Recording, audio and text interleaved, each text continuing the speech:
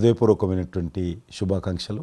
ఎందుకంటే తెలుగు సినీ పరిశ్రమలో అక్కినేని నాగేశ్వరరావు గారి తర్వాత మీరు పద్మవిభూషణ్ తీసుకోవడము మాకందరికీ గర్వకారణం. మీ యొక్క 45 ఏళ్ల సినీ జీవితంలో పునాది రాళ్ళు వేసుకుంటూ స్వయం కృషితో ఈరోజు ఎదుగుతూ వస్తున్నారు. ఎంతో కష్టపడి మీరు ఈ స్థాయికి చేరుకున్నటువంటి మీకు ఈరోజు కేంద్ర ప్రభుత్వం పద్మవిభూషణ్తో సన్మానించడము నిజంగా ప్రతి తెలుగు బిడ్డ గర్వపడాల్సినటువంటి అంశం అని నేను భావిస్తా ఉన్నాను. Thank you so much. Padma Vibhushan వచ్చిన ఈ సందర్భంలో మీరు అభినందించడానికి నా స్నేహితుడిగా చిరకాల మిత్రుడిగా మీరు రావటం అన్నది నాకు చాలా చాలా సంతోషం, మిక్కిలి ఆనందంగా ఉంది. అండ్ మీ ప్రేమని మీ అభిమానాన్ని ఆస్వాదిస్తున్నాను. Thank you so much. ఢిల్లీలో రాష్ట్రపతి చేతుల మీదుగా తీసుకుంటున్నారు కాబట్టి మేము దానికంటే ముందే మిమ్మల్ని కలవాలి, అభినందించాలనేటువంటి ఆలోచనతో ఈరోజు మీ దగ్గరికి రావడం జరిగింది. మోస్ట్ వెల్కమ్ అండి. దక్షిణ భారతదేశంలో రజనీకాంత్ గారు కానీ మీరు కానీ ఒక మంచి నైతిక విలువలతో కూడినటువంటి నటులుగా మంచి పేరు తెచ్చుకున్నారు. అంతేకాకుండా మన తెలుగు ఇండస్ట్రీస్కి వచ్చినప్పుడు తెలుగు ఇండస్ట్రీలో అప్పుడప్పుడు అనేక రకాల సమస్యలు వస్తుంటాయి, క్రైసిస్ వస్తూ ఉన్నప్పుడు ప్రభుత్వంతో కానీ మీ నటుల మధ్యలో కానీ సినిమా ఇండస్ట్రీ మధ్యలో కానీ వచ్చినప్పుడు సీనియర్ నటుడిగా మెగాస్టార్గా అందరినీ సమన్వయపరుస్తూ మరి ముందుకు తీసుకెళ్ళేటువంటి వారు. అలాంటి మీరు ఈరోజు మరి పద్మవిభూషణ్ రావడం అనేటువంటిది మరి అందరం సంతోషించాల్సిన అంశం అని నేను భావిస్తాను. ఈ ఇండస్ట్రీ లేకపోతే మేము లేవండి. మా చదివిన చదువుకు కానీ మన బ్యాక్గ్రౌండ్కి కానీ ఏదో ఒక మారుమూల ఉద్యోగం చూసుకుంటూ ఉండాల్సిన వాళ్ళు ఈ రోజున ఇంత సెలబ్రిటీ స్టేటస్ కానీ ప్రపంచవ్యాప్తంగా ఎక్కడ మన వాళ్ళు ఉన్నా సరే అక్కడ గుర్తింపు కానివ్వండి, ఇవన్నీ రావటం అంటే కనుక కళామ తల్లి ఆ సినిమా ఇండస్ట్రీ నాకు పెట్టిన భిక్షగా నేను ఫీల్ అవుతుంటాను. ఆ ఇండస్ట్రీ లేకపోతే ఏం లేదు. అందుకని ఇలాంటి ఇండస్ట్రీకి ప్రత్యుపకారంగా నేను ఏం చేయాలి, నాకు ఇంత స్థానం ఇచ్చిన ఇండస్ట్రీకి తిరిగి నేను ఏం ఇవ్వగలను అనేటటువంటి ఒక గ్రాటిట్యూడ్ నుంచి మొదలైంది. క్రైసిస్ వచ్చినప్పుడు నేనేదో నా భుజం కాయాలి, నా వంతు సహాయం చేయాలి అనే ఆలోచన. ఒక ఇంటికి పెద్ద బిడ్డగా పెద్ద కొడుకుగా ఆ ఇంటి కుటుంబ బాధ్యతలకి తన వంతు సహాయం ఎలా చేస్తాడో అలాగే నిర్వర్తించాలని ఉంటుంది. కానీ ప్రతిదానికి పెద్ద నేను అనేటువంటి బేషిజానికి మాత్రం పోవాలనుకుంటున్నాను. కారణం ఒకటి అనుకుంటే మీరంటే అందరు యాక్సెప్టబిలిటీ ఉంటుంది. అది కూడా ఆ యాక్సెప్టబిలిటీ చిన్నవాళ్ళు కానీ పెద్దవాళ్ళు కానీ ఈ రంగం కానీ ఆ రంగం కానీ మీరు ఏదైనా ఒక మాట చెప్తే దాని మీద మీరు నిలబడతారు, మిగతా వాళ్ళు కూడా మీ మాట గౌరవం ఇస్తారు. అది కారణం నేను అనుకుంటాను. సినిమా రంగం నుంచి రాజకీయాలకు వచ్చి కూడా రాజకీయాలలో మీకంటూ ఒక ప్రత్యేక స్థానాన్ని సంపాదించుకున్నారు. మీరు కొత్త ఒరవడి రాజకీయాల్లో కూడా తీసుకురావడం, మీరు చేపట్టినటువంటి ప్రచార కార్యక్రమం కానీ మీకు వస్తున్నటువంటి స్పందన కానీ అద్భుతంగా. మేమందరం ప్రతి కార్యక్రమాన్ని వేరే ప్రత్యామ్నాయ పార్టీలో ఉన్నప్పుడు కూడా మీ రాకను మేము గమనించే వాళ్ళము. మీరు చేస్తున్నటువంటి ప్రచారము, కొత్త ఒరవడి మీరు అద్భుతంగా చేశారు. ప్రాంతాలకు అతీతంగా మీకు స్పందన లభించింది, చాలామంది గెలిచొచ్చారు. ఒక ఆర్టిస్ట్గా నేను మంచి స్థితిలో ఉన్నప్పుడు రాజకీయాల్లోకి వెళ్ళాల్సినటువంటి ఒక పరిస్థితులు నెలకొన్నాయి. ఆ సమయంలో నేను ప్రజలకి ఏదో చెయ్యాలనే తప్పనే ప్రధానం తప్ప ఎలాంటి పొజిషన్స్ ఏమిటి దీని మీద నాకు దృష్టి లేదు. ఎందుకంటే అన్నిటికీ మించినటువంటి ఉన్నతమైన స్థానాన్ని వాళ్ళ మనసులో వాళ్ళు ఇచ్చిన తర్వాత దానికి మించి నాకు ఏది కావాలి కోరిక లేదు నాకు. అయితే ఇదో చిన్న ఎత్తున మనకి తెలిసి మనకు అందుబాటులో ఉన్నటువంటి చారిటబుల్ ట్రస్ట్ ఇవి పెట్టి చేస్తాం, నేత్రదానం అని రక్తదానం అని చేస్తున్నాం. కానీ పెద్ద ఎత్తున చేసే అవకాశం భగవంతుడు ఇస్తే కనుక అది చిత్తశుద్ధితోటి నేను మనసావాచ కర్మేణ చెయ్యాలి అని ఆ రకంగా నా కృతజ్ఞత తీర్చుకోవాలని మాత్రం చూపించాలని మాత్రం నాకు ఎప్పుడు ఉంటుండేది. నాకు ఇప్పటికి జ్ఞాపకం ఉంటుంది. ఇది అంతకుముందు ఒకటే ఉండేది, ఇలాగ పెట్టినప్పుడల్లా ప్రతిసారి మీరే జ్ఞాపకం వస్తారు నాకు. ఎంత కీన్ అబ్జర్వేషన్. రాజకీయంగా ఉన్నప్పుడు మాత్రం నాకు ఎల్లేని సంతృప్తి ఎక్కడ లభించిందంటే, ముఖ్యంగా ఇప్పుడు తమరు చేస్తున్నటువంటి శాఖ ఉంది కదా టూరిజం, అది నేను మీకంటే కొంచెం ఒక స్టెప్ ముందుగా దాన్ని నేను అవి నిర్వర్తించినప్పుడు ఆ శాఖలో మంత్రిగా నాకు పొందినటువంటి అనుభూతి కానీ లభించిన సంతృప్తి కానీ అంతా ఇంత కాదు. ఆ రకంగా మాత్రం రాజకీయాలకు వస్తే ఇంత చేయొచ్చా అనేది మాత్రం నాకు సుస్పష్టంగా నాకు అనుభవపూర్వకంగా తెలిసొచ్చింది మంత్రిగా ఉన్నప్పుడు టూరిజానికి. అది అలా అలా వెళ్ళి ఆఖరికి ఒక కల్నరీ ఇన్స్టిట్యూట్ అనేది నాకు అవకాశం తిరుపతిలో నేను వెళ్ళాను. అద్భుతమైనటువంటి ఇన్స్టిట్యూట్ అది. అంటే క్షమించాలి, అది ఇనిషియేట్ చేసి తీసుకురావడం వరకు నేను చేసి ఇంకా నేను ప్లానింగ్ అంతా మీరు ఉన్నప్పుడే జరిగింది. అంతా జరిగింది. రాబట్టడానికి ఎంత కృషి చేశానంటే అంతా ఇంత కాదు, అది మనకు రాకుండా పోయే పరిస్థితులు ఉన్నాయండి. ఆ టైం లోపల ఒక మినిస్టర్నా ఒక సూపర్ స్టార్నా అన్నీ పక్కన పెట్టేసి ఆ ప్లానింగ్ కమిషన్ చైర్మన్ ఉండేవారు మౌంటగా అహ్లూవాలియా. ఆయన దీన్ని వద్దు, మనకి ఇది వైబుల్ కాదు, ఇది ఫీజిబుల్ కాదు అంటే కనుక కాదని ఆయన గుమ్మందరికి వెళ్ళిపోయి చేతులు కట్టుకుని ఇది ఓకే చేయండి సార్, దీని ఆవశ్యకత అంతా కాదు. ఇండియాలో ఉన్నటువంటి ఎన్ని రకాల స్టేట్స్, ఎన్ని రకాల కల్చర్స్ ఉన్నాయో అన్ని రకాల వంటకాలు ఉండేటటువంటి దేశం మందే. అది నేర్పించే ఒక ఇన్స్టిట్యూషను ఈ రోజున మనకి కావాలి, అదే కల్నరీ ఇన్స్టిట్యూట్. అది మనకు వచ్చింది, దాన్ని మనం నిలబెట్టుకోవాలి. ఇది గొప్ప అవకాశం, ఎంతోమందికి ఉద్యోగం ఇవ్వటమే కాదు మన కల్చర్ని కూడా మనం నిలబెట్టడం అవుతామంటూ ఆయనతో పోరాడి కన్విన్స్ చేసి ఓకే చేసి ఇక్కడ రాష్ట్ర ప్రభుత్వం ఆ రోజున ఉన్నట్టు రాష్ట్ర ప్రభుత్వం ఒప్పించి రేణుగుంటలో 15 ఎకరాల దాకా చేయించి ఇంకా పెట్టేస్తున్నాం, ఇక మనం స్టోన్ వేస్తున్నాం ఇక్కడ అని అనుకున్న సమయంలో ఈ రాష్ట్ర విభజన సమయంలో నేను రిజిగ్నేషన్ టెండర్ చేసి వచ్చింది. అయితే ఫైల్ సంతకం అన్నీ అయిపోయినాయి. దాని తర్వాత ఇమ్మీడియట్గా వచ్చిన కేంద్ర ప్రభుత్వంగా మీరు దాన్ని ఇంప్లిమెంట్ చేసి ఈరోజు రేణుగుంటలో అది మీరు చాలా అద్భుతంగా ఉన్నదండి. ఇంకా దాన్ని ఈ మధ్యలోనే 2 రోజుల క్రితం ఈ మధ్య నేను మా సెక్రటరీని పంపించాను. మళ్ళీ దాన్ని ఇంకా రిక్రూట్మెంట్ కానీ ఇంకా రీడెవలప్మెంట్ కానీ ఇంకా ఏ రకంగా డెవలప్, ఇప్పుడు ఆల్రెడీ మేము ఎస్వి యూనివర్సిటీతో టైప్ చేసుకుంటున్నాము, టీటీడీ వాళ్ళతో టైప్ చేసుకుంటున్నాము, కొన్ని స్టార్ హోటల్స్తో టైప్ చేసుకుంటున్నాము. ఆ రకంగా ఇంకా మీరు ఏదైతే ఆలోచన ఉండనో మీ ఆలోచన ప్రకారం దాన్ని ముందుకు ముందుకు తీసుకెళ్తాం. మీరు రాజకీయాలు ఉన్నా సినిమా రంగంలో ఉన్నా కూడా కల్మషం లేనటువంటి వ్యక్తి అని నేను భావిస్తాను. ఎవరిని పల్లెత్తు మాట అన్నారు, ఇంట్లో అన్నారు అనుకుంటే బయట అన్నారు అనుకుంటాను. పార్టీ పెట్టినప్పుడు కూడా ఎవరన్నా అక్కడక్కడ రాజకీయంగా అన్నా కానీ మీరు వ్యక్తిగతంగా అందరూ గౌరవిస్తారు ఈరోజు ఏ పార్టీలు ఉన్నప్పుడు కూడా. నేను అది ముందస్తుగా చూసింది మీలో కిషన్ రెడ్డి గారు. మిమ్మల్ని మనస్ఫూర్తిగా చెప్తున్నాను, అసెంబ్లీలోకి నేను అడుగుపెట్టినప్పుడు నేను కొత్తవాడిని. నా వెనకాల ఆల్రెడీ ఒకసారి ఎమ్మెల్యేగా చేసి రెండోసారి ఎమ్మెల్యేగా ఉన్న కిషన్ రెడ్డి గారు నా పక్క సీట్లో ఉండేవారు. ఇటు పక్క ఇంకొకరు జయప్రకాష్ నారాయణ గారు, ఆయన ఇటు పక్క చంద్రబాబు నాయుడు గారు, మరో పక్కేమో వైఎస్ఆర్, అందరూ ఉండేవాళ్ళు. వీళ్ళందరూ మాట్లాడుతుంటే, వీళ్ళందరూ రాజకీయ ఉద్దండులు మాట్లాడుతుంటే అందరిని చూస్తుండేవాడిని. అక్కడ నాకు వచ్చిన షాక్ ఏంటంటే, ఫస్ట్ ఒకళ్ళు దుయ్యబెట్టుకుంటూ తిట్టుకుంటూ అసలు దుర్భాషలు ఆడుకుంటూ కొట్లాడుకునే పరిస్థితి వస్తూ ఇక ఫినిష్ అయిపోయింది, ఇక ఒకళ్ళొకళ్ళు మాట్లాడుకోరు, ఇంకా వీళ్ళు దీర్ఘకాల శత్రువులు వీళ్ళు ఇంకా అనే ఫీలింగ్ వచ్చింది. ఇలా ఉంటుందా అనేది. బట్ దానికి విరుద్ధంగా నేను అసెంబ్లీ అయిపోగానే కారులో నడుచుకెళ్తుంటే ఎవరైతే ఇద్దరు తిట్టుకున్నారో ఒకరొకరు దూషించుకున్నారో వాళ్ళు భుజమే చేసుకుని ఏంది భయ్యా నువ్వు అలా అన్నా, నువ్వు అనలేదు భయ్యా, అరే నా నాయకుడు చూస్తున్నాడు అనకపోతే బాగుండదని ఇట్లా అంటుంటే నాకు షాక్ తిన్నాను, చాలా ఆశ్చర్యపోయేవాడిని. ఇది ఇలా ఉంటుందా? మీ సినిమా ఫీల్డ్ కంటే ఎక్కువ నటులు ఉంటారు, మీ సినిమా ఫీల్డ్ కంటే ఎక్కువ నటులు రాజకీయాల్లో ఉంటారేమో అలా అనిపిస్తుంది నాకు. అక్కడ అలాంటి పరిస్థితుల్లో ఒక నిబద్ధతతోటి ఇష్యూ బేస్డ్గా మాట్లాడుతూ తను అనుకున్నవి నిర్దిష్టంగా చెప్పగలిగేటటువంటి నాయకుల్లో మిమ్మల్ని అబ్జర్వ్ చేశాను. మీరు ఎక్కడ ఎవరిని దుర్భాషలాట నేను చూడలేదు, ఎవరిని పౌరుషంగా మాట్లాడటం చూడలేదు, ఎవరిని ఎద్దేవా చేయటం రెడిక్యూల్ చేయడం నేను చూడలేదు. మీరు ఎంతసేపు ఇష్యూ బేస్డ్గా మాట్లాడేవాళ్ళు, స్ట్రాంగ్ వాయిస్ చేసుకుని మీరు అనుకున్నది అది ఎంత కరెక్టు, ఎలా అన్యాయం జరుగుతుంది అని ఆ ప్రజలకి మద్దతుగా ప్రజల తరపున నిలబడి మాట్లాడిన నాయకుడుగానే మిమ్మల్ని చూశాను. నేను ఇప్పటికీ అలాగనే ఉన్నాను. అవును, మా పార్టీలో ఉన్న కొంతమంది కానీ బయట ఉన్నటువంటి వాళ్ళు కానీ కొంత మీడియా విలేకరులు కానీ నువ్వు ఆ రకంగా మెత్తగుంటే లాభం లేదు, ఇప్పుడు రాజకీయాలలో నువ్వు కూడా పరుషంగా మాట్లాడాలి, వ్యక్తులను చాలా గట్టిగా మాట్లాడాలి అంటారు. కానీ నేను అదే అంటాను, నేను ఇప్పుడు మారలేను, నాకు అవసరం కూడా లేదు, నేను ఇలానే ఉంటాను. నేను గతంలో ఏ రకమైనటువంటి వాజ్పేయి గారు, లాల్ కృష్ణ అద్వానీ గారు, మా తెలంగాణలో మా వి రామారావు గారు, వెంకయ్యనాయుడు గారు, దత్తాత్రేయ, ఇదంతా నాకు నేర్పారు వాళ్ళు. నేను చిన్నగా ఉన్నప్పుడు నా చేయి పట్టుకొని నడిపారు వాళ్ళు.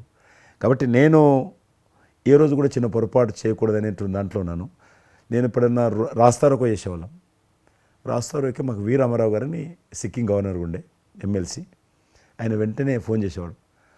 నువ్వు ఎక్కడన్నా పోతున్నప్పుడు ఎవరైనా రాస్తారోకే చేస్తే ఒక 2-3 గంటలు ట్రాఫిక్ జామ్ అయితే నీకు ఎంత బాధ అవుతుంది? కాబట్టి నువ్వు రాజకీయ నాయకుడు అయినంత మాత్రాన రోడ్డు ఆపేసి ప్రజలను ఇబ్బంది పెడితే ప్రజలకు మేలు చేయాలనుకుంటున్నావా, ప్రజలు ఇబ్బంది పెట్టాలనుకుంటున్నావా? ఈ రకంగా ప్రశ్నించేవాడు.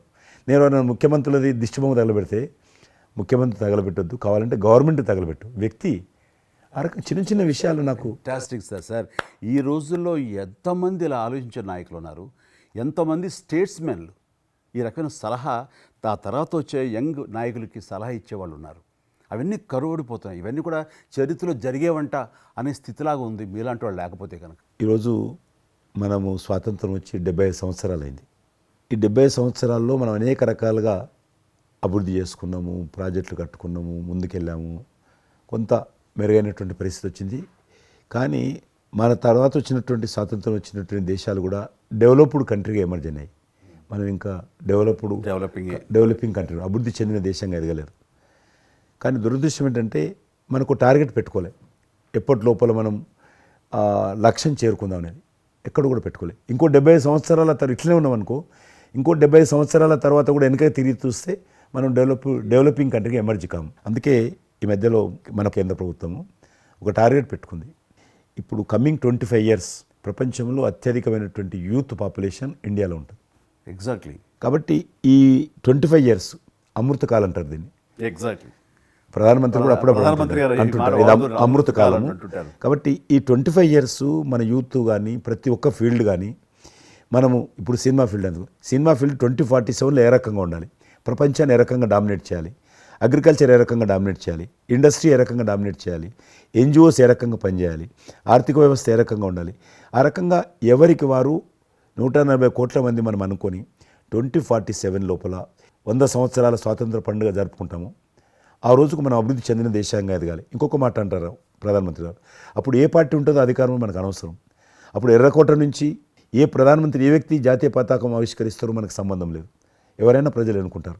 కానీ ఆ రోజుకు మన దేశం ప్రపంచంలో డెవలప్డ్ కంట్రీ స్థాయికి ఎదిగి 3, 4, 5 ఉంటే అట్లో మన దేశం ఉండాలి అనేది అని ఈరోజు మనం అందరం ఒక లక్ష్యంగా పెట్టుకొని ముందుకెళ్తే యూత్ ఏదైతే అంటున్నారో మీరు, ఆ యూత్ కూడా మరి వాళ్ళ జీవితం సాఫల్యం చెందినట్టు అవుతుంది. ఇప్పుడు డెవలప్డ్ కంట్రీస్లో మనది ఆర్థికంగా చూసుకుంటే కనుక ఆర్థిక వ్యవస్థగా మనది 5వ కంట్రీగా డెవలప్ అయింది. లార్జెస్ట్ ఎకానమీ ఈ మధ్య కాలంలో, ఈ మధ్య సంవత్సరాల్లో, ఒక దశాబ్ద కాలం లోపల. ఇప్పుడు వచ్చే 5 సంవత్సరాల్లో మనం థర్డ్ ప్లేస్ చేరుతాం. ఇప్పుడు యూకే లాంటి మనల్ని పరిపాలించి ఆక్రమించుకొని పరిపాలించినటువంటి బ్రిటన్ కూడా వెనకకి నెట్టేసి 5వ స్థానానికి వచ్చేసాం. వచ్చేటువంటి 5 సంవత్సరాల్లో ఖచ్చితంగా మనం 3వ స్థానంలోకి లార్జెస్ట్ ఎకానమీ కంట్రీగా మనం ఎమర్జ్ అవుతాం. 100%. అవన్నీ ఇప్పుడు జరుగుతున్నటువంటి ఈ యొక్క డెవలప్మెంట్స్, ఈ ఆర్థిక సంస్కరణలు ఇవన్నీ చూస్తుంటే ఖచ్చితంగా ఆ రోజు ఎంతో దూరం లేదు మీరు చెప్పినట్లుగా. మీ తెలిసి మధ్యలో G20 సమావేశాలు నిర్వహించినప్పుడు నేను మీతోటే మాట్లాడాను. శ్రీనగర్ అంటే ఎట్లా ఉండను పరిస్థితి తెలుసు. ఈ టూరిజం మినిస్ట్రీకి 4 మీటింగ్లు అవుతాయి. ఒక మీటింగ్ అక్కడ పెట్టాలని నిర్ణయించుకున్నప్పుడు ప్రధానమంత్రి అన్నారు, సినిమా ఫీల్డ్ మీద చర్చించండి. ఎందుకంటే సినిమా ఫీల్డ్ ఎక్కువగా షూటింగ్లు చేసేవాళ్ళు. మేము చిన్నగా ఉన్నప్పుడు జమ్మూ కాశ్మీర్ వెళ్ళలేదు ఎవరం కూడా. కానీ దేశంలో ఉన్నటువంటి కోట్లాది మంది కాశ్మీర్ అందాలను చూశారు సినిమాల కారణంగా. ఎవరు పోలేదు అక్కడికి, కానీ చూశారు. కాబట్టి ఆ సినిమా ఫీల్డ్కి సంబంధించినటువంటి సెషన్ పెట్టాలి మీరని చెప్పి ప్రధానమంత్రి గారు చెప్పి ఆయన ఆదేశించిన తర్వాత ఈ సినిమా ఫీల్డ్కి సంబంధించి అన్ని దేశాలకు సంబంధించినటువంటి ప్రముఖులందరినీ కూడా ఆహ్వానించాం. అప్పుడు మేము మీటింగ్ పెట్టాలంటే పాకిస్తాన్ అన్ని దేశాలకు లెటర్స్ రాసింది, చైనా లెటర్స్ రాసింది, టెర్రరిస్ట్ ఆర్గనైజేషన్స్ అన్నీ కూడా హెచ్చరించాయి. జమ్మూ కాశ్మీర్కి వస్తే Kashmir is a disputed place అది, కాబట్టి ఎవరు రావద్దు, వస్తే మాత్రము ఏమైనా అవుతే మాకు సంబంధం లేదని పాకిస్తాన్ కూడా అందరూ హెచ్చరించారు. బట్ ప్రైమ్ మినిస్టర్ చెప్పాడు, ఎట్టి పరిస్థితుల్లో మీటింగ్ పెట్టి తీరాలి, నువ్వు నాకు అనవసరం, నీకేం కావాలో నేను అన్ని ఏర్పాటు చేస్తాను. ఆ తర్వాత నేను మీతో మాట్లాడి ఆ రోజు అప్పుడే కాశ్మీరు అని అనగానే మీరు కాశ్మీరు లోయల్లో కన్యాకుమారి ఇలాంటి సాంగ్స్ ఎన్నో మాకు గుర్తుకొచ్చినాయి. అలాంటిది మళ్ళీ మీరు మీ పార్టిసిపేషను ఉంటే బాగుంటుంది అనుకున్నప్పుడు ఆ టైంలో నేను రాలేని పరిస్థితిలో రామ్ చరణ్ వస్తే బాగుంటుంది, అతను RRR సినిమా ఆస్కార్ అవార్డు తోటి తను మంచి ఆస్కార్ అవార్డు వచ్చింది, బాగుంటుంది ప్రధానమంత్రి గారు చెప్పాను. అప్పుడు అందరూ ఫారినర్స్ డెలిగేట్స్ అందరూ కూడా ఏ సినిమా సాంగ్ అది నాటు సినిమా డాన్స్ చేశారు అక్కడ. ఎవరు మన కొరియన్ మినిస్టర్.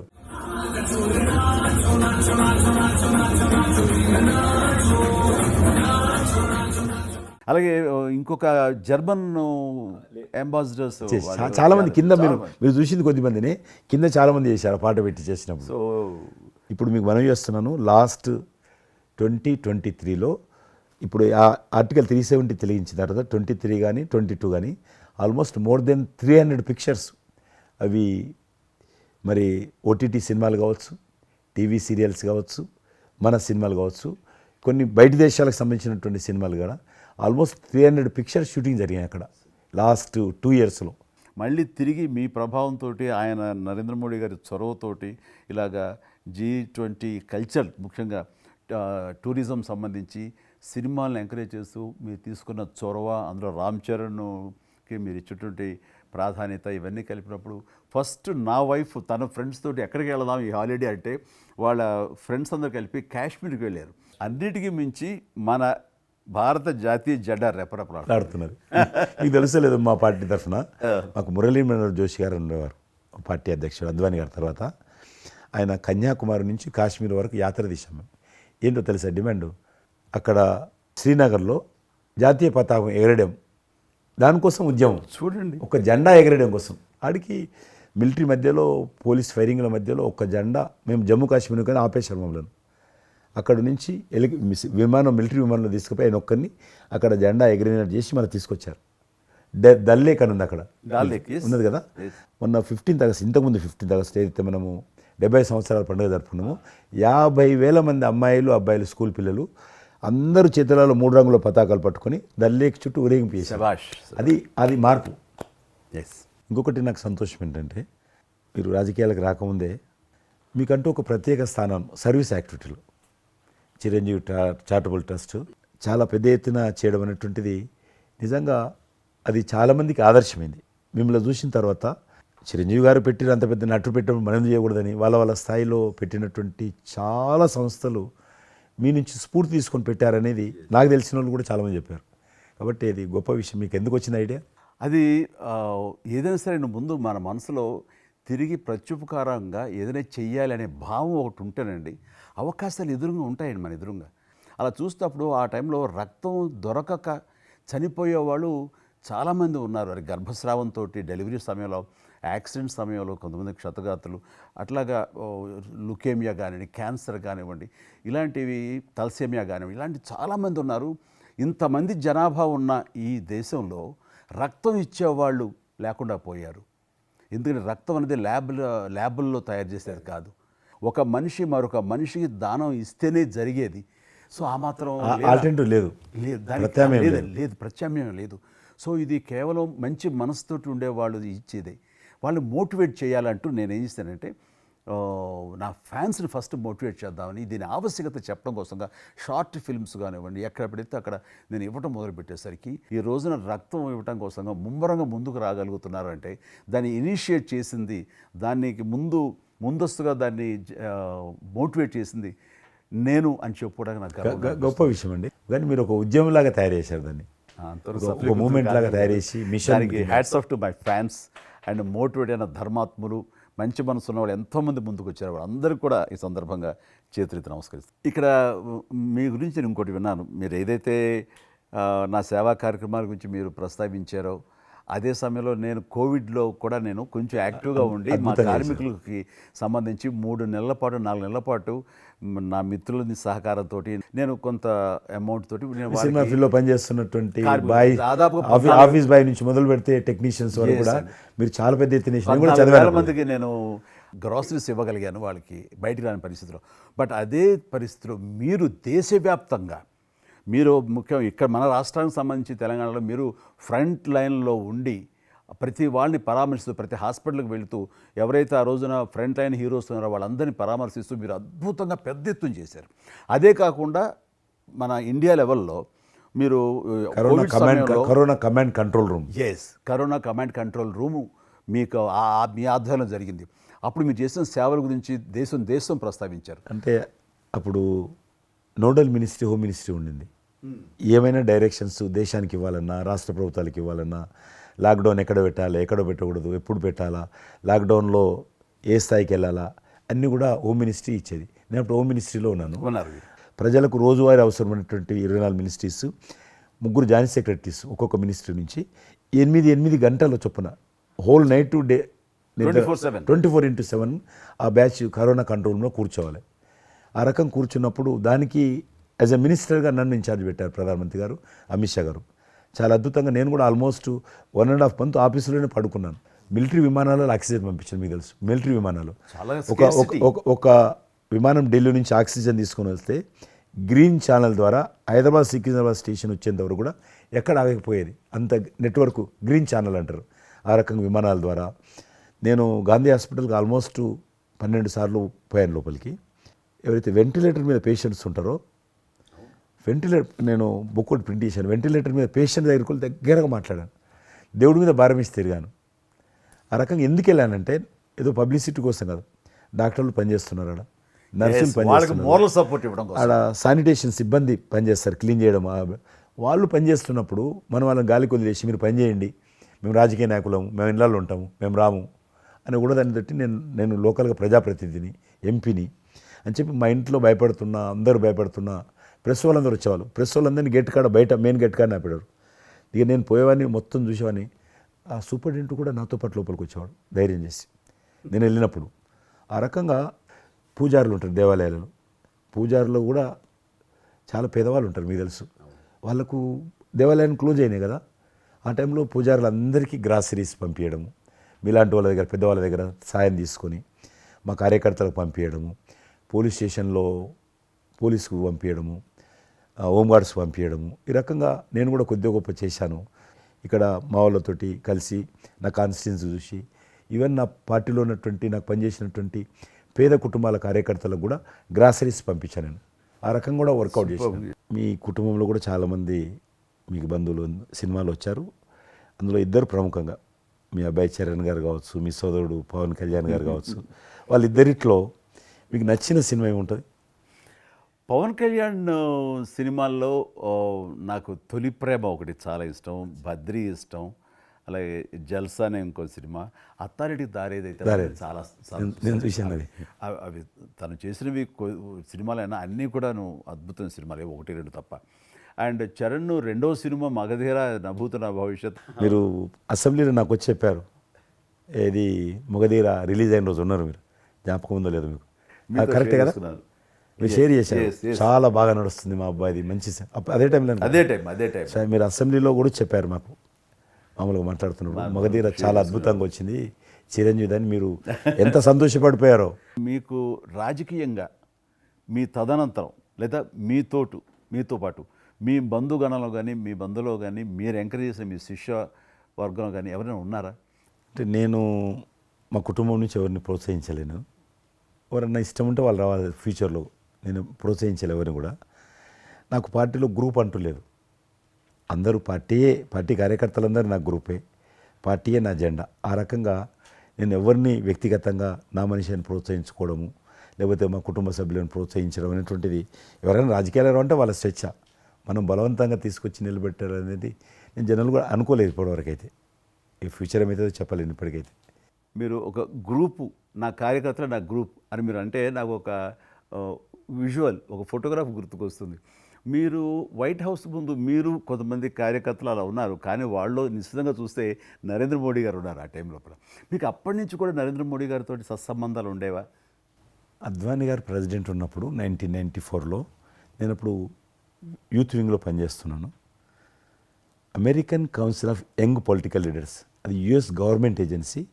వాళ్ళు ఏం చేసేవాళ్ళంటే కొన్ని ముఖ్యమైనటువంటి దేశాల నుంచి అప్పుడప్పుడు యూత్ డెలిగేషన్, పొలిటికల్ పార్టీకి సంబంధించినటువంటి యూత్ డెలిగేషన్, యంగ్ లీడర్స్ అంటారు, యంగ్ లీడర్స్ని పిలిచి మా దేశం ఏ రకంగా అభివృద్ధి చెందుతుందో మీరందరూ చూసి మీరు మీ దేశాల్లో మాకు దేశం గురించి ప్రచారం చేయాలి, వాళ్ళ కాన్సెప్ట్ అది. అద్వానీ గారు ముగ్గురిని సెలెక్ట్ చేశారు. నన్ను హైదరాబాద్ నుంచి, తెలంగాణ ఉమ్మడి రాష్ట్రం ఆంధ్రప్రదేశ్ నుంచి, కర్ణాటక నుంచి అనంత్ కుమార్ అని చనిపోయారు, మినిస్టర్ ఉండేవారు, సివిల్ అవియేషన్ మినిస్టర్ ఉండేవాడు, కల్చర్ మినిస్టర్. ఆయన చనిపోయారు మధ్యలోనే. అక్కడ గుజరాత్లో ఆర్గనీ పార్టీకి సెక్రటరీ ఉండేవాడు నరేంద్ర మోడీ గారు, అప్పుడు మినిస్టర్ కాదు ఇంకా మా ముగ్గురిని సెలెక్ట్ చేసి ఢిల్లీకి పిలిచాడు. పిలిచి ఇట్లా మీరు పార్టీ తరఫున పోవాలి అని చెప్పి, నన్ను కూడా నువ్వు పోవాలన్నప్పుడు నాకు పాస్పోర్ట్ లేదు, నాకు చాలా చిన్న ఏజీ, ఫ్లైట్లో మొదటిసారి పోయినా నేను. తొందర రమ్మంటే మా పార్టీ ఫ్లైట్ టికెట్ ఇస్తే పోయాను. మాట్లాడినాక వారు చెప్పారు మీరు ముగ్గురు కూర్చున్నాక ఇంటి ముందోటి కటింగ్ షాప్ ఉంది, నరేంద్ర మోడీ గారి గడ్డ ఉంది, నాకు గడ్డ ఉంది, చిన్నోని. మీరు ఇద్దరు క్లీన్ షేవింగ్ చేసుకురా ఉన్నాడు. నరేంద్ర మోడీ ఇంటి మా అమ్మ పోయిన క్లీన్ నాకు చూపించాలండి మళ్ళీ వచ్చి.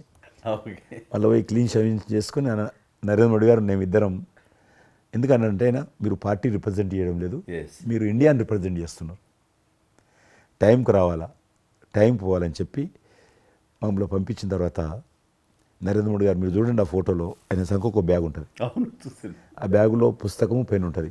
మేము రాజులాగా పుస్తకం లేదు, పెన్ లేదు, మేము పోతుంటే అందులో భాగంగానే వైట్ హౌస్ లోపల రానిచ్చేవాళ్ళు చాలా దూరంకి వెళ్ళి, కానీ చూపించేవాళ్ళు బయట ఉండే కొంత అమెరికా ఇది వైట్ హౌస్ అక్కడ కనిపిస్తుంది, అందులో అది ప్రెసిడెంట్ రూము, ఇక్కడ కనిపిస్తుంది కిచెను, ఇది కాన్ఫరెన్స్ హాలు.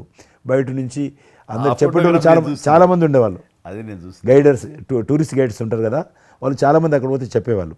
ఆ రకంగా అక్కడ దిగినటువంటి ఫోటో అది. ఎందుకు రిలీజ్ చేశానంటే ప్రధానమంత్రి గారు అయిన తర్వాత నాకు ఫోన్ చేశాడు, కిషన్ ఏమన్నా మీ దగ్గర ఫోటోలు ఉన్నాయా? ఆయన దగ్గర లేవు పాపం. ఓకే, నాకు ఫోన్ చేశాడు. నేను ఎమ్మెల్యే క్వార్టర్స్లో అవన్నీ ఫోటోలు తీసినాక ఇంత కట్ట ఉండే కానీ అన్నీ అంటుకొని ఒకటి మనకు తెలియదు కదా, మొత్తం పాడిపోయినాయి. 8 ఫోటోలు దొరికినాయి. అందులో ఏదో ఒకటి దొరికింది, బోటు థమ్స్అప్ తాగుతూ. అప్పుడు థమ్స్అప్ తాగొద్దని కూడా తెలియదు, ఇది మల్టీనేషనల్ కంపెనీ అటువంటి ఏం లేదు అప్పుడు. బోట్ నడిపిస్తున్న ఫోటో ఇవన్నీ కూడా కొన్ని దొరికితే పంపించాను. ఆయన ఏ వైట్ హౌస్ ముందు అయితే నేను ఫోటో దిగాను గేట్ కాడ, ఈరోజు అదే వైట్ హౌస్ ఆహ్వానం మేరకు వైట్ హౌస్ లోపలికి వెళ్తున్నానని ఆ ఫోటో రిలీజ్ చేశాడు. Excellent experience. ప్రైమ్ మినిస్టర్ ఆ ఫోటో అప్పుడు బయటకు వచ్చింది. ఆ ఫోటో బయటకు వచ్చింది. ఆ రోజు ప్రైమ్ మినిస్టర్ గారు అయిన తర్వాత అమెరికాకి వెళ్తున్న రోజు రిలీజ్ చేసిన ఫోటో అది. మీరు మాకు ఒక మాట ఇచ్చారు, మీరు మన ఆఫీస్ ఏదైతుందో టూరిజం ఆఫీసు ఢిల్లీలో నేను వస్తాను, మన ఇద్దరం ఒకసారి విందామని అన్నారు. కానీ మీ ఒత్తిడి కారణంగా మన ఒత్తిడి కారణంగా జరగలేదు. ఇంకా అది రేపు ఎలక్షన్స్ తర్వాత మళ్ళీ అది చెప్పలేము కాబట్టి అది నేను చెప్తున్నాను, మీరు అక్కడే ఉంటాను, వస్తాను. అది కాకుండా మీరు నాకు ఇంకా జ్ఞాపకం, ఆఫీస్లో ఉన్నప్పుడు నాకు గర్వం ఫీల్ అవుతాను. ఎందుకంటే మీరు పెట్టిపోయినటువంటి ఫోటోలు, ఇండియాకి సంబంధించినటువంటి టూరిజం డెస్టినేషన్ యొక్క ఫోటోస్ ఏవైతున్నాయో అవి ఇంకా ఆ రకంగానే ఉన్నాయి. నేను అడిగిన ఎవరు పెట్టారంటే చిరంజీవి గారు పెట్టారంటారు. డ్రైవర్ కూడా మీకైతే డ్రైవర్ ఉండను, అతను ఇప్పుడు నా దగ్గర ఉన్నాడు, రణధీర్. మీకు చెప్తుంటాడు, సార్ మై చిరంజీవి సాబ్ కभी मैं ही साहब ड्राइवर मैं ही चलाता उनका गाड़ी दिल्ली में आज आपको मैं चला रहा हूं साहब అంటాడు. ఇంకా ఉన్నాడు పాపం. చాలా సీనియర్ అండి అతను, చాలా మంచోడు. మన ఉమ్మడి ఆంధ్రప్రదేశ్ ఉన్నప్పుడు మనం ఇండియాలోనే మనమే ఆరోగ్యశ్రీని ప్రారంభించామన్నది నాకు తెలిసినటువంటి వాస్తవం. ఆ తర్వాత మిగతా రాష్ట్రాలు కూడా వ్యాపించింది అనేది చాలా ఇది. అలాంటి ఆరోగ్యశ్రీకి కిషన్ రెడ్డి గారే ఆద్యులు, అంకురార్పణ చేసిన వాళ్ళు అని బయట బాగా వినికిడి ఉంది. ఆ తర్వాత ప్రభుత్వాలు పికప్ చేసాయి. అది ఎందుకు, ఎలాగా, అది మీరు ఎట్లా ఇనిషియేట్ చేశారు ఆరోగ్యశ్రీ అనేది? 2004 నేను ఎమ్మెల్యే అయినప్పుడు పేరున్న మందకృష్ణ మాదిక్ గారు, ఆయన వాళ్ళకు సంబంధించినటువంటి ఎస్సీ వర్గీకరణ మీద పోరాటం చేస్తూనే సామాజిక సమస్యల మీద కూడా పోరాటం చేసేవారు. దివ్యాంగులకు పెన్షన్ పెంచాలని ఆయన తిరుగుతున్నప్పుడు ఈ అనేక జిల్లాలలో గుండె జబ్బులు ఉన్నటువంటి పిల్లలు జన్మించేవాళ్ళు. వాళ్ళకు ఆ రోజు ఒక ఆపరేషన్ చేయాలంటే 10 లక్షలు, 12 లక్షలు, 13 లక్షలు అయ్యేది. పేదవాళ్ళకి అది అవకాశం ఉండేది కాదు. చాలామంది చనిపోయేవాళ్ళు కూడా. అప్పుడు రాజశేఖర రెడ్డి గారు ముఖ్యమంత్రిగా ఉన్నారు. మేము ట్యాంక్ బండ్ కింద అంబేద్కర్ భవన్ ఉంది, అక్కడ మీటింగ్ పెట్టుకున్నాము. ఒక 3000 మంది పసిపిల్లలు వాళ్ళ తల్లిదండ్రులు వచ్చారు. మీటింగ్ అయినాక ఆ మీటింగ్లోనే ఒక అబ్బాయి చనిపోయాడు. ఇప్పుడు ఏం చేయాలి సేమ్ అబ్బాయి అంతే వచ్చాడు, చిన్న పసిబాబు అందే వచ్చాడు, అబ్బాయి చనిపోయాడు. మేము ఏం చేసినాం, నేను మందకృష్ణ గారు కలిసి, నేను కూడా ఉద్యమానికి వెళ్ళాను. ఆ అబ్బాయి డెడ్ బాడీ పట్టుకొని అంబేద్కర్ ట్యాంక్ బండ్ నుంచి అంబేద్కర్ విగ్రహం దగ్గరకు వచ్చాం. మాతో పాటు ఆ పసిపిల్లలందరినీ తీసుకొచ్చాం. 3000 మంది పసిపిల్లలు అంబేద్కర్ ట్యాంక్ బండ్ దగ్గర అంబేద్కర్ విగ్రహం మొత్తం ఆ పిల్లలు వాళ్ళ తల్లిదండ్రులు కూర్చున్నాం, డెడ్ బాడీ పెట్టుకొని కూర్చున్నాం. ఎట్టి పరిస్థితుల్లో రాష్ట్ర ప్రభుత్వము అందరికీ కూడా ఉచితంగా చిన్నపిల్లలందరూ కూడా ఆపరేషన్ చేయించాలి, ప్రైవేట్ హాస్పిటల్లో కానీ ఎక్కడైనా వాళ్ళ ఇష్టం చేయించాలి, వీళ్ళ ప్రాణాలు కాపాడాలని డిమాండ్ తోటి కూర్చున్నాం. 11 గంటలకు కూర్చున్న తర్వాత రాజశేఖర రెడ్డి గారు దురదృష్టం ఆ రోజు ఢిల్లీకి వెళ్ళిపోయాడు, ఢిల్లీలో ఉన్నాడు. బట్ ఢిల్లీ నుంచే ఫోన్లో మాట్లాడాను నేను. నేను తర్వాత ఆలోచిస్తాం, మీరు అట్లా చేయొద్దు. ఎందుకంటే మమ్మల్ని లాఠీ చేయడానికి వీలేదు, పసిపిల్లలు, గుండె జబ్బులు ఉన్న పిల్లలు, మమ్మల్ని నెట్టేయడానికి వీలేదు పోలీసులు కూడా విచిత్రమైన పరిస్థితి, ఆందోళన, ఉద్యమం చేస్తున్నాం మేము, చాలా డెడ్ బాడీ పెట్టుకొని ఉన్నాం. ఏం చేయాలో పోలీసులకు తోచది. ముఖ్యమంత్రి గారు అన్నప్పుడు రాజశేఖర గారు మా మెడ మీద కత్తి పెట్టి మీరు ఈ రకంగా దబాయిస్తున్నారు, ఏమని అనుకోండి సార్, మీరు కృష్ణ గారు చాలా గట్టిగా ఉన్నారు, ఏమని అనుకోండి, మీరు ఎట్టి పరిస్థితుల్లో ఇది చేయాలని చెప్పి మేమిద్దరం కదలాలి. రాత్రి ఆల్మోస్ట్ 10 o'clock మళ్ళీ ముఖ్యమంత్రి గారు ఫోన్ చేసి, మీరు మాట చెప్పడం కాదు, ఆర్డర్ రావాలను. వీళ్ళందరికీ ఫస్ట్ మేము రాష్ట్ర ప్రభుత్వం తరఫున గుండె జబ్బులు ఉన్నటువంటి పిల్లలందరికీ ఎంత డబ్బైనా ఖర్చు అయినా సరే మేము ఆపరేషన్ చేయిస్తానని చెప్పి ఢిల్లీ నుంచి మాట ఇచ్చి ఆర్డర్ తీసి మా చేతులు పెట్టినాక మేము పిల్లలందరినీ తీసుకొని వెళ్ళిపోయినాం. ఫస్ట్ పిల్లలు వాళ్ళ తల్లిదండ్రులు. ఆ తర్వాత మళ్ళీ ముఖ్యమంత్రి గారు వచ్చిన తర్వాత మళ్ళీ మీటింగ్ పిలిచాడు మమ్మల్ని. పిలిచి ఈ రకంగా చేయడం తప్పు, మీరు నన్ను బెదిరించారు, బ్లాక్మెయిల్ చేశారు, ఆర్డర్ చేశారు, ఏమని అనుకోసారి మేము పిల్లల ప్రాణాలు కాపాడడం కోసం చేశాం తప్ప మీకు వ్యతిరేకంగా కాదు, ఇంకొకరు కాదు. అందులో బాబు చనిపోయాడు. తర్వాత ముఖ్యమంత్రి ఆలోచన చేసి డాక్టర్లను పిలిచి ఎట్లా చేద్దాము, అప్పుడు సర్వే చేయించాడు. వాళ్ళు గ్రామ పంచాయతీలో సర్వే చేస్తే 2 లక్షల మంది పిల్లలు ఉన్నారు ఒక్క ఆంధ్రప్రదేశ్లోనే. ఉభయ రాష్ట్రాల్లో గుండెకు జబ్బు హోల్ ఉండి పుట్టినటువంటి వాళ్ళు 2 లక్షల మంది పిల్లలు ఉన్నారు. ఇంతమందికి నేను ఎట్లా చేస్తా అది ఇదని మళ్ళీ సర్వే వచ్చిన తర్వాత వెరిఫికేషన్ వచ్చిన లిస్ట్ తీశాడు, అంచనా వచ్చిన తర్వాత అప్పుడు ఆయన ఇన్సూరెన్స్ ఏదైనా చేద్దామా అని, ఆయన డాక్టర్ కదా ఒరిజినల్గా, ఆయన డాక్టర్ వృత్తి, చదువుకున్నది MBBS అయినా, ఆయనకి ఈ విషయం బాగా తెలుసు కాబట్టి ఏం చేద్దామని ఆలోచన చేసి అప్పుడు ఇన్సూరెన్స్ పథకం ఆ పిల్లల కారణంగా, గుండె జబ్బులు ఉన్నటువంటి పిల్లల కారణంగా ఆ 2 లక్షల మందికి పిల్లలు ఇన్సూరెన్స్ చేయాలన్న వచ్చినటువంటి ఆలోచనే ఈ ఆరోగ్యశ్రీ పథకం. అలా మీరు ఇనిషియేట్ చేసినటువంటి ఈ ఆరోగ్యశ్రీ కానివ్వండి, ఇది నిజంగా ఇలాంటి సామాజిక స్పృహ అనేది రాజకీయంగా ఆలోచిస్తే వచ్చేది కాదండి. ఇది మానవతా విలువలతోటి, మానవత్వంతో ఆలోచించారు కాబట్టి ఈ రోజున అది సఫలీకృతం కాగలిగింది. భారతదేశంలోనే అది ఒక అందరూ ఆచరించేటువంటి గొప్ప పథకం అయింది. అది ఎంతమంది లబ్ధి పొందుతారో వాళ్ళందరూ బ్లెస్సింగ్స్ మీకు ఉండాలి. అసెంబ్లీలో ఉండగా నాకు ఒక రిప్రజెంటేషన్ ఇచ్చారు. ఈ హోమ్ గార్డ్స్ గురించి మీరు తీసుకున్న ఆహ్వానించిన మీరు పడ్డ తపన కానీ అంతా ఇంత కాదు. అండ్ అది మీరు ఈ రోజున వాళ్ళకి ఏదైనా లబ్ధి చేకూరిందంటే దానికి కూడా నాంది పలికిన వాళ్ళు కిషన్ రెడ్డి గారు. 3,000 జీతం ఉండేది సార్ వాళ్ళకు, కుటుంబము. వాళ్ళు 12 గంటలు, 13 గంటలు, 14 గంటలు, ఇప్పుడు ట్రాఫిక్ చేస్తుంటారు కదా, వాళ్ళు 12 గంటలు దుమ్ము ధూళి ఎండలో వాళ్ళు ఇట్లా ఏలు పెడితే మొత్తం మన చేయి నల్లగా అవుతుంది, అంత మట్టి కాలుష్యంతో ఉంటారు వాళ్ళు. రోజు వాళ్ళు ఇచ్చే బట్టలు తెల్ల షర్ట్ వేసుకోవాలి, వాళ్ళు కాకి ప్యాంట్ వేసుకోవాలి. ఉదయం వేసుకునే షర్టు 2 గంటలలో కలర్ మారిపోతుంది. మనం ఇచ్చేటువంటి 3,000 రూపాయలు అలా డ్రెస్ ఉతకడానికే సరిపోతుండే. అందుకే కిషన్ రెడ్డి గారు మీరంటే ఎందుకు గౌరవం అంటే, మీరు రాజకీయ లబ్ధి గురించి ఎప్పుడు చూసేవాళ్ళు కాదు, మీ కాన్స్టిట్యున్సీకే పరిమితమైన మీరు ఎప్పుడు కాదు, విస్తృతంగా అందరికీ లబ్ధి చేకూరే విధంగా తీసుకున్నారు. కాబట్టి అలాంటి మీకు ఆ బలం, మీ వాయిస్కి ఆ స్ట్రెంగ్త్ అలాగా, ఎందుకంటే మీ ఆశయంలో ప్యూరిటీ ఉంది, మీ ఆశయంలో చిత్తశుద్ధి ఉంది మీ ఆచరణలో. కాబట్టి మీలాంటి నాయకుల వల్లనే అవుతుంది ఏదైనా సరే. జనవరి 22 నాడు నేను టీవీలో చూశాను, మీరు అయోధ్యలో రామమందిర నిర్మాణంలో మీ దగ్గర కెమెరాలు పెట్టడము, మీరు కామెంట్ చెప్పడము, మిమ్మల్ని పిలవడము, మీరు పోవడము, మీరు ఆ రోజు టీవీలో దేశమంతా అన్ని టీవీలు మాట్లాడాయి. మీకు మీరు ఏ రకంగా ఫీల్ అనిపించింది మీకు? అది హనుమాన్ని ప్రార్థించే ఆయన మా కులదైవంగా చూసిన మాకు రామచంద్రుడు ఆ నామమే మాకు ఒక రకమైన గొప్ప స్ఫూర్తి మాకు. అలాంటి రాముడు మమ్మల్ని ఆహ్వానించినట్టుగా అనిపించిందండి. అది అక్కడ 500 సంవత్సరాలుగా ఎన్నో అక్కడ ఉన్నటువంటి ప్రాబ్లం అనేది అది సునాయాసంగా చేయటం అన్నది అది ఆయన వల్లనే అయ్యింది, నరేంద్ర మోడీ గారు తలుచుకోబట్టి అయ్యింది అనేది. అలాంటి దానికి మేము ఆహ్వానించబడటం అనేది అది మేము చేసుకున్న అదృష్టం, మా పుణ్యం. చాలామంది అందరము భయపడ్డాం ఏమైపోతుందో, దేశంలో గొడవలు అయితే మత కళాలు జరుగుతుందేమో అని. కానీ అదృశ్యం ఏంటంటే ముస్లింలు కూడా చాలామంది సానుకూలంగా. ఇక్కడ నేను ఒక విషయం చెప్పాలి. నేను రామ మందిరం నుంచి నా హోటల్ ఉంది అక్కడ, ఆ హోటల్కి వెళ్ళడానికి నేను కారు హైర్ చేసుకున్నాను మా ఫ్యామిలీ, అది ముస్లిం డ్రైవర్. సో ఈ రోజున ఇంత కాంట్రవర్షియల్ ఈ ప్లేస్లో ఈ రోజున టెంపుల్ కట్టడంపై మీరందరూ ఎక్కడో కొంత అసంతృప్తితో ఉండుంటారు కదంటే. కాదండి, ఈ రోజు నుంచి మా టెన్షన్ రిలీవ్ అయిపోయింది, కరెక్ట్. మేము చాలా రక్షణతో ఉన్నాం అన్న ఫీలింగ్ ఉంది.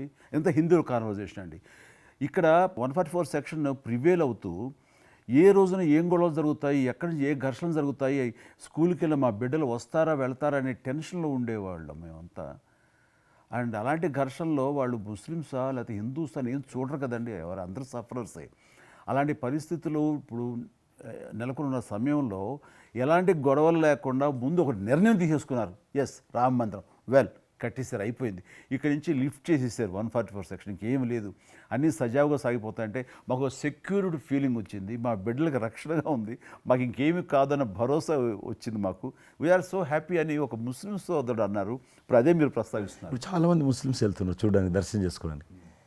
ఒక అమ్మాయి అయితే బాంబే నుంచి నడుచుకుంటూ వచ్చింది, 22nd చేరుకుంది అక్కడ అమ్మాయి. ఓకే, నేను ఉన్నాను వెనకనే ధైర్యాన్ని ఇచ్చేటువంటి మన ప్రధాని గారు, ఈ భారత ప్రభుత్వం, ఇవన్నీ కలిపి దోహదపడ్డాయి. అందుకని ఆయన ఒక మాట అన్నారు అయోధ్య టైంలో, మొన్నటిదాకా టెంట్లో రాముడిని చూసాం, ఇంకా రావుడికి ఆ పరిస్థితి లేదు, ఆయన ఒక పర్మనెంట్ స్ట్రక్చర్లో ఉంటాడు అని అన్నప్పుడు అందరూ మంచి రెస్పాన్స్ ఇచ్చారు, బాగా రెస్పాండ్ అయ్యారు. అట్లాగా ఈ రోజున ఆయన తీసుకున్న ప్రతి కార్యక్రమం కూడాను ఒక మత సామరస్యాన్ని సూచిస్తుంది. దానికి నేను ఒక విషయం కూడా చెప్తాను, మీరు చెప్పారు కదా, నేను ఎలక్షన్ ప్రచారానికి 2019లో కానీ అంత ముందుగానే వెళ్ళేవాడిని. డిఫరెంట్ రీజన్స్ మా పార్టీకి సంబంధించి కావచ్చు, ఇతరత్ర కావచ్చు. మేము వెళ్తున్నప్పుడు ముస్లిం సమాజాన్ని బస్తీలు కూడా వస్తాయి కొన్ని. మేము ఎంత మైకులు పెట్టుకొని డ్రమ్ కొట్టుకుంటూ పోయినా కూడా ఒక్కరు కూడా బయటకు వచ్చేవాళ్ళు కాదు. ఇప్పుడు పరిస్థితి త్రిపుల్ తలాక్ అని ఒకటి ఉండేది, అది ముస్లింలో ఒక సాంప్రదాయం. అది ఏదైనా భర్త కోపం వచ్చినా 3 సార్లు తలాక్ అంటే ఆడబిడ్డ ఇంటి నుంచి వెళ్ళిపోవాలి. 3 సార్లు అంటే తలాక్ అంటే వెళ్ళిపోవాలి. అయితే దాన్ని మోడీ గారు త్రిపుల్ తలాక్ సిస్టాన్ని చట్టం చేసి ఇది చేయడానికి వీల్లేదు, ముస్లిం మహిళలకు కూడా హక్కులు ఉంటాయి అని చెప్పి ఆయన చేశాడు. అప్పుడు కూడా చాలామంది భయపెట్టించారు, మత కళాలు జరుగుతాయి, అట్లా వేయొద్దు, నువ్వు ముస్లిం పర్సనల్ విషయాల్లో మీరు జోక్యం చేసుకుంటున్నారంటే ఆయన చాలా వివరంగా చెప్పాడు. ఈరోజు నువ్వు ఒక భర్తగా నీ భార్యకు తలాక్ అని ఇచ్చేసి పంపించేస్తున్నావు. రేపు నువ్వు తండ్రి అవుతావు, తండ్రి అయిన తర్వాత కూడా మీ అల్లుడు నీ కూతురుకు తలాక్ తాగని విడాకులు ఇచ్చి పంపిస్తే అప్పుడు నువ్వు ఎంత బాధపడతావు? కాబట్టి ఏ తండ్రి అయినా సరే అట్లా ఉంటుంది. కాబట్టి ఇది ఈ రకమైనటువంటి ఉండకూడదని చెప్పి ఆయన త్రిపుల్ తలాక్ రద్దు చేస్తే, నేను ప్రచారానికి వెళ్తున్నప్పుడు అంతకుముందు బయటకు వచ్చేవాళ్ళు కాదు.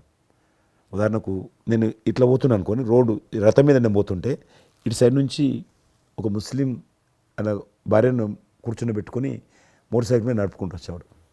ఇప్పుడు ఏం చేస్తున్నంటే భర్తకు చూడకుండా వెనుకున్నటువంటి భార్య పరద లేపి ఇట్లా నాకు ఊపుతున్నచ్చి, ఇది నేనే సాక్ష్యం, అంత మార్పు వచ్చింది. కట్టన్స్ ఓపెన్ చేసి బస్తీలలో ఇండ్ల ముందుకు వెళ్తుంటే ముస్లిం ఆడబిడ్డలు వచ్చి, మాతృమూర్తులు వచ్చి, తల్లులు వచ్చి చేతులు ఊపుతున్నారంటే నిజంగా సంతోషం. అంటే ఆడబిడ్డలో 10 కోట్ల మంది ముస్లిం ఆడబిడ్డలు ఉంటారు ఈ దేశంలో, కానీ అది రావడంతో వాళ్ళకు ధైర్యం వచ్చింది, వ్యతిరేకత లేకుండా ఏ ప్రొటెస్ట్ లేదు. అదే ఫస్ట్ ఆఫ్ ఆల్ విజయం. కాబట్టి ఈరోజు ఆ రకంగా మీరు చెప్పిన దాన్ని బట్టి వాతావరణం మార్పు వచ్చింది. ఈరోజు మత కళాలు లేవు, కర్ఫ్యూలు లేవు. హైదరాబాద్లో ఎన్ని గొడవలు జరుగుతుండే, ఒక్క గొడవ లేదు ఎక్కడ. బాంబేలో, యూపీలో ఎక్కడ చూసినా మత కళాలు ఉండేది. ఈరోజు ఆల్మోస్ట్ 98% కమ్యూనల్ క్లాసెస్ అయిపోయినాయి. ఎక్కడ కూడా కర్ఫ్యూ అనే లేదు. దేశంలో ఎక్కడో దగ్గర కొన్ని నగరాలలో కర్ఫ్యూ ఉంటుండేది, కొన్ని నగరాల్లో మత కళాలు జరుగుతుండేది. ఎక్కడో ఒక దగ్గర యూపీలోనూ, మధ్యప్రదేశ్లోనూ, మహారాష్ట్రలోనూ, ఇప్పుడు బీహార్లోనూ ఎక్కడ వింటలేదు, ఎక్కడ లేదు. ఈవెన్ జమ్మూ కాశ్మీర్ లాంటి రాష్ట్రంలో కూడా 144 సెక్షన్ లేనటువంటి పరిస్థితి ఉన్నది. మీరు వేయచ్చా అంటున్నారు, అద్భుతంగా ఉంది మాట. అది నరేంద్ర మోడీ గారు చాలా విజనరీగా ఆ రకంగా చేశారు. చాలా సంతోషం కృష్ణరెడ్డి గారు. మీరు నన్ను అభినందించడానికి అవార్డు తీసుకుంటున్న సమయంలో పురస్కరించుకుని మీరు వచ్చినందుకు, నన్ను అభినందించినందుకు ధన్యవాదాలు తెలియజేస్తూ, మీతో ఇంతసేపు సంభాషించడంలో ఎన్నెన్నో విషయాలు తెలుసుకున్నాను, నాకు అనుభవపూర్వకంగా తెలిసినవి మీతో పంచుకున్నాను. అండ్ మీలాంటి నాయకులు రావాలి, ఉండాలి, మరి ఎంతోమందికి ఇన్స్పిరేషన్గా ఉండాలి. మీ ఆశయాలు, మీ ఆచరణలు, మీ సమస్య పరిష్కార మార్గాలు, అలాగే మీ నాయకుల యొక్క ఆయన ఆశయాలు, ఆయన యొక్క మార్గదర్శకంగా మీ ముందుండి మిమ్మల్ని ముందు నడిపించే విధంగా, తద్వారా అందరూ కలిసి భారతదేశాన్ని మీరు చెప్తున్నట్టుగా అభివృద్ధి చెందిన దేశాల్లో ఒక దేశంగా పెట్టే స్థితికి మనం వెళ్ళాలనే ఆశాభావం మీ అందరితో పాటు నాకు ఉంది. అండ్ మరొకసారి మీకు ధన్యవాదాలు. తప్పకుండా మీరు జీవితంలో ఇంకా మరెన్నో మెట్లెక్కాలి, ఇంకా మీకు మంచి భవిష్యత్తు ఉంది. ఇటు సినిమా రంగానికి సేవ చేయాలి, అటు సమాజంలో కూడా సేవ చేసేటువంటి అనేక రకాల, సమాజం అంటే ఒక రాజకీయాలే కాదు, అనేక రకాలుగా మీరు చేస్తూ ఉన్నారు ఇప్పటికీ. కాబట్టి రేపు భగవంతుడు ఏం చేస్తారు ఎవరి చేతుల్లో లేదు. కాబట్టి మీరు నిండా నూరేళ్ళు ఉండి ఈ దేశానికి, ఈ ప్రజలకు సేవ చేయాలని నేను మనస్ఫూర్తిగా కోరుకుంటూ మరొకసారి పద్మవిభూషణ్ అందుకుంటున్న సందర్భంగా మీరు నా హృదయపూర్వకమైనటువంటి శుభాకాంక్షలు. Thank you. అలాగే మీకు ఈ ఎన్నికలు విజయవంతం కావాలని మనస్ఫూర్తిగా కోరుకుంటూ, ఖచ్చితంగా మీరు మళ్ళీ ఏ మినిస్ట్రీలో ఉంటారో, ఎక్కడ ఉంటారో అనేది నాకు మన చేతుల్లో లేదు. తెలుస్తుంది. అండ్ వచ్చి మిమ్మల్ని అలా కలుస్తాను నేర్చిన మాట ప్రకారం. ఆల్ ద వెరీ బెస్ట్ అండి. Good luck.